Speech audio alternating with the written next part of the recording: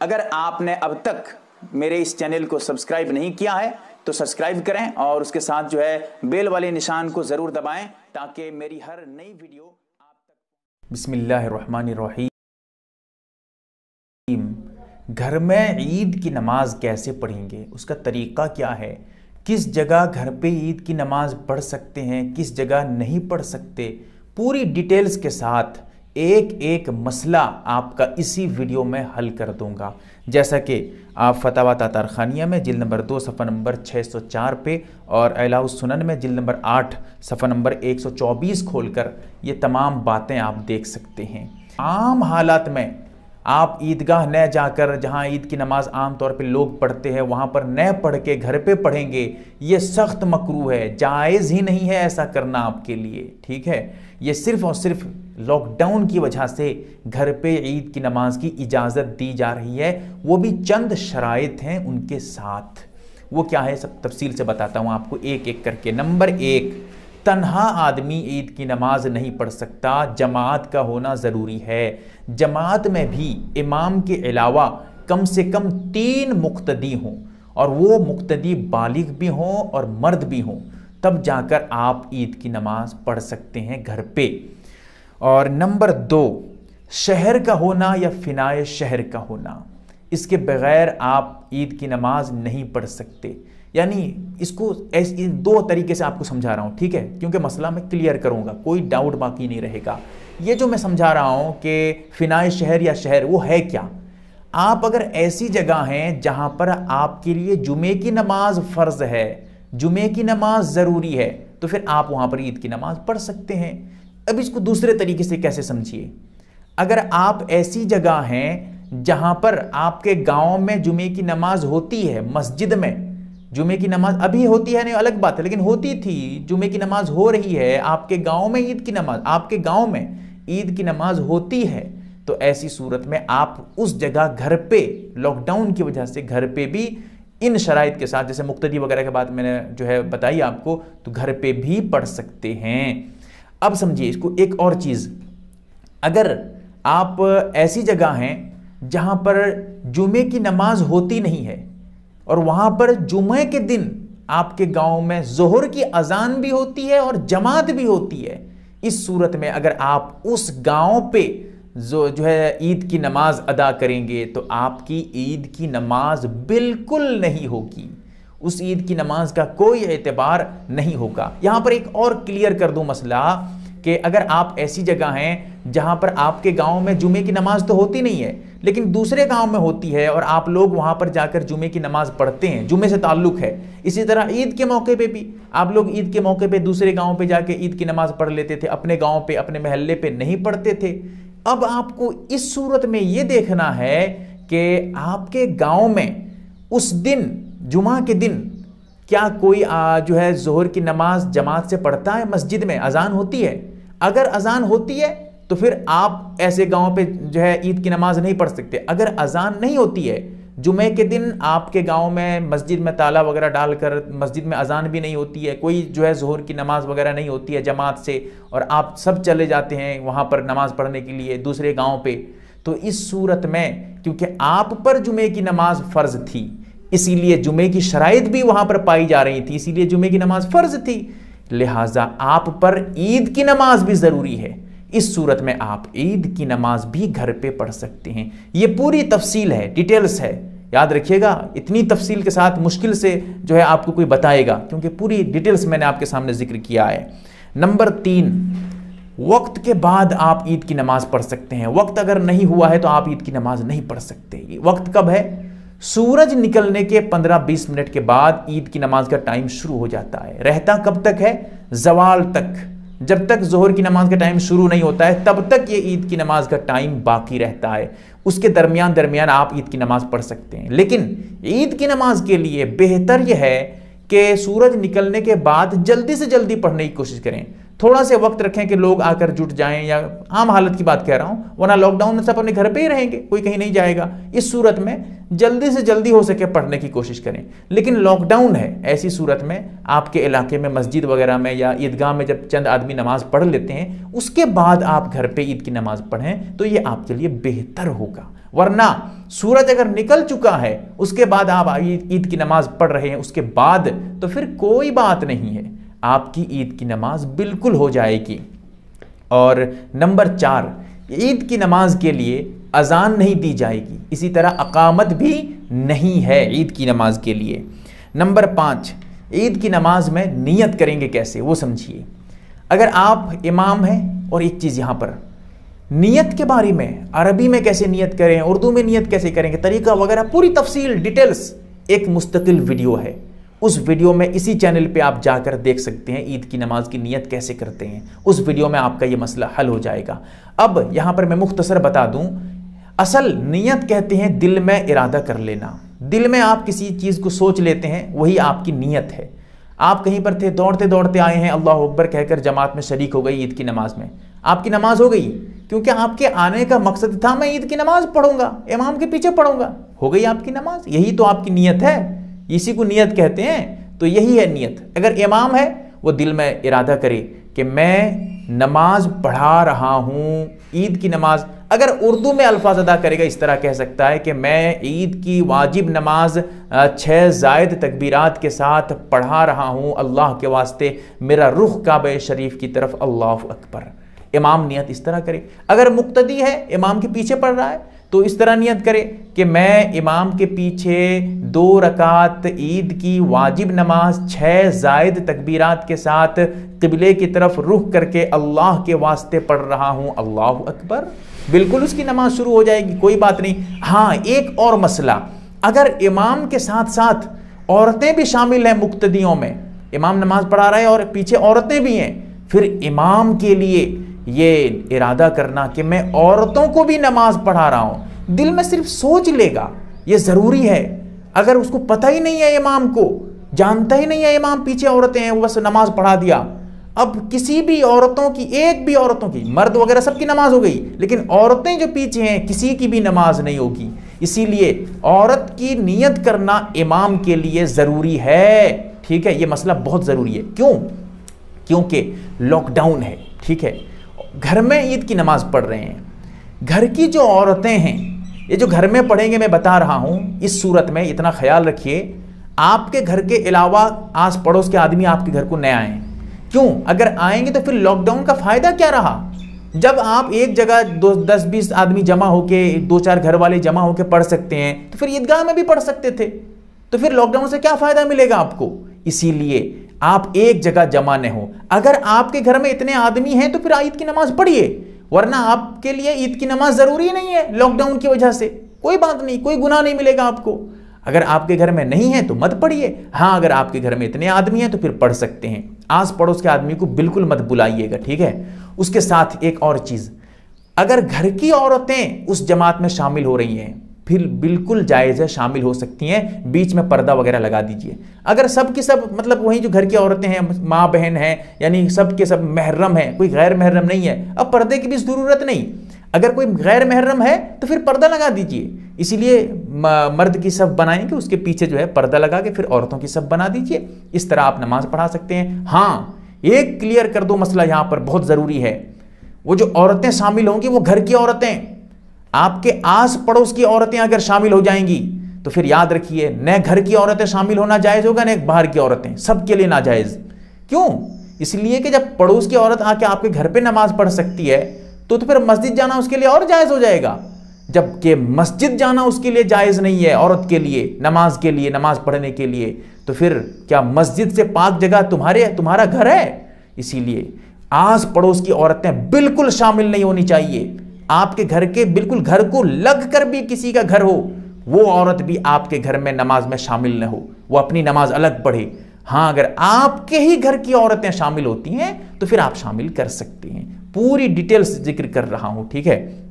اس کے بعد نیت کرنے کے بعد آپ نماز پڑھیں گے، امام کیسے پڑھائے گا، مقتدی کیسے پڑھیں گے وہ بتاتا جاتا ہوں۔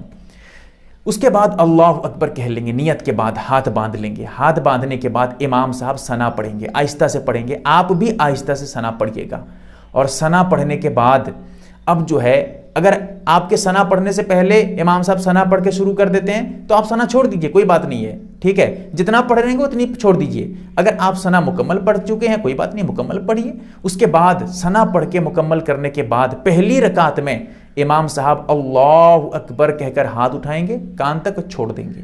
اسی طرح آپ بھی اللہ اکبر کہہ کر ہاتھ اٹھائیے، چھوڑ دیجئے۔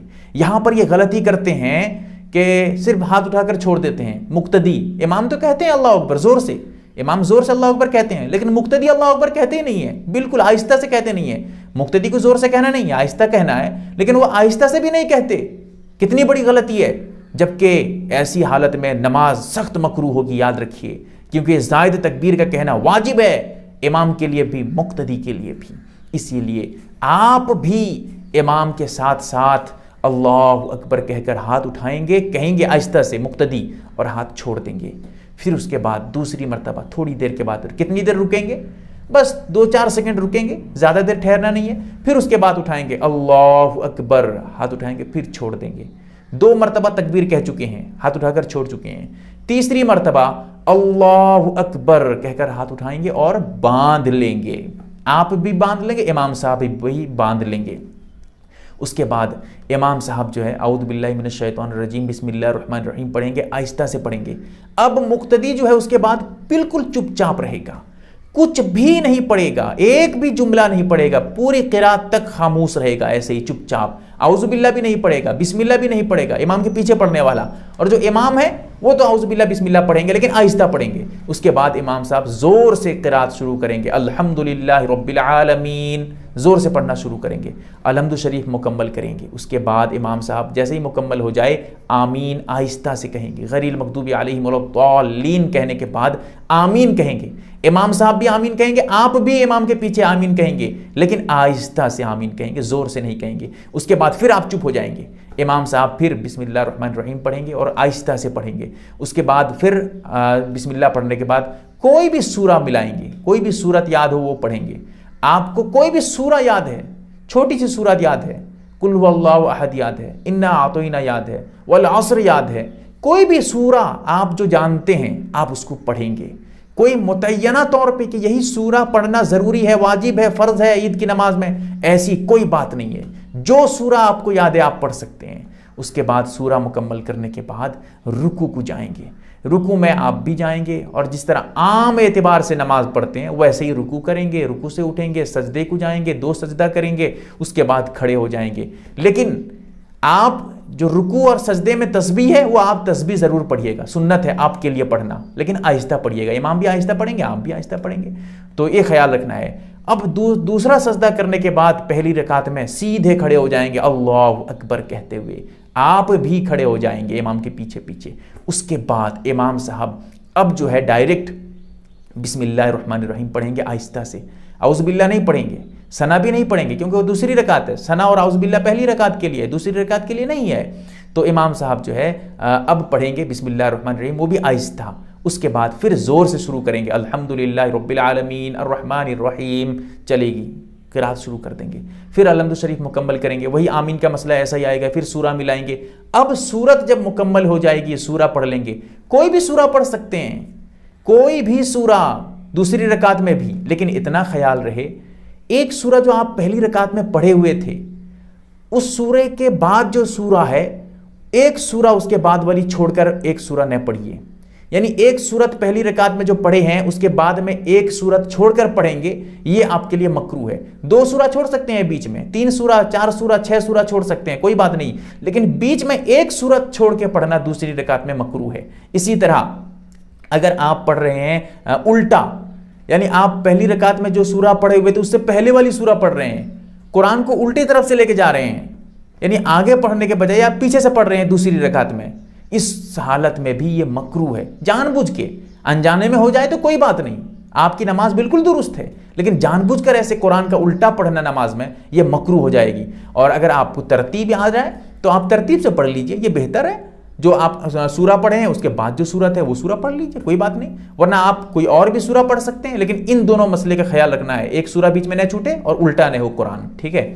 اس کے بعد اب جب دوسری رکعت میں قرات مکمل ہو جائے گی اس کے بعد امام صاحب اللہ اکبر کہتے ہوئے زور سے اللہ اکبر کہیں گے اور ہاتھ اٹھائیں گے، چھوڑ دیں گے. ایک تکبیر ہوئی. آپ بھی ایسا ہی کریں گے جیسے پہلی رکعت میں آپ کیے ہوئے تھے. پھر دوسری رکعت میں پھر دوسری مرتبہ اللہ اکبر کہتے ہوئے ہاتھ کان تک اٹھائیں گے اور چھوڑ دیں گے. آپ بھی ایسے کریے گا. کتنی تکبیر ہوئی دوسری رکعت میں؟ 2 تکبیر. پھر تیسری مرتبہ تیسری تکبیر کہیں گے، اللہ اکبر، ہاتھ اٹھائیں گے کان تک، چھوڑ دیں گے. پھر اس کے بعد چوتھی مرتبہ اللہ اکبر کہیں گے. اب اس میں ہاتھ نہیں اٹھائیں گے، بغیر ہاتھ اٹھائے صرف اللہ اکبر کہتے ہوئے رکوع میں چلے جائیں گے. کیوں ہاتھ نہیں اٹھائیں گے؟ اس لیے نہیں اٹھائیں گے، یہ جو اللہ اکبر کہنا ہے یہ رکوع کے جانے کے لیے ہے. وہ تکبیر جو زائد تکبیر ہے وہ نہیں ہے، رکوع کی تکبیر ہے. لہٰذا رکوع کی تکبیر میں بغیر ہاتھ اٹھائے اللہ اکبر کہتے ہوئے آپ کو رکوع میں جانا ہے، آپ کو بھی اور امام صاحب کو بھی. اس کے بعد پھر رکوع ایسے ہی کریے گا جیسے کرتے ہیں عام طور پہ، پھر سجدہ کریے گا عام طور پہ جیسے کرتے ہیں. اس کے بعد بیٹھ جائیے گا. 2 رکعت آپ کو نماز پڑھنی ہے، ٹھیک ہے. اس کے بعد 2 رکعت جب آپ کی مکمل ہوگی، جو 2 سجدہ کر کے بیٹھیں گے، اس میں آپ بھی اتحیات پڑھیے گا. امام بھی اتحیات پڑھیں گے، آپ بھی. اور پھر اس کے بعد امام صاحب درود شریف پڑھیں گے، دعائے معصورہ پڑھیں گے، آپ بھی درود شریف پڑھیں گے، دعائے معصورہ پڑھیں گے، پھر سلام پھیر دیں گے. یہاں پر کچھ ضروری باتیں وہ بتاتا ہوں آپ کو، بہت اہم ہے. وہ کیا ہے؟ وہ یہ ہے کہ اگر آپ اتحیات مکمل ابھی کیے نہیں ہیں، تشہد، صرف تشہد، تو اس کو مکمل کرنے سے پہلے اگر امام صاحب سلام پھیر دیتے ہیں، آپ کے لیے ضروری ہے آپ اس کو پہلے مکمل کریں گے پھر سلام پھیریں گے. لیکن اگر آپ تشہد مکمل کر چکے ہیں، اتحیات مکمل پڑھ چکے تھے، اس کے بعد درود شریف پڑھ رہے تھے، امام صاحب سلام پھیر دیے، یا درود شریف بھی مکمل کر کے دعا پڑھ رہے تھے، امام صاحب سلام پھیر دیتے ہیں، ایسی صورت میں اب آپ کے لیے اس کو مکمل کرنا ضروری نہیں ہے. اسی حالت میں جتنا پڑھے تھے وہیں پر چھوڑیے اور امام کے ساتھ سلام پھیر دیجئے. امام سے پہلے سلام نہیں پھیرنا ہے.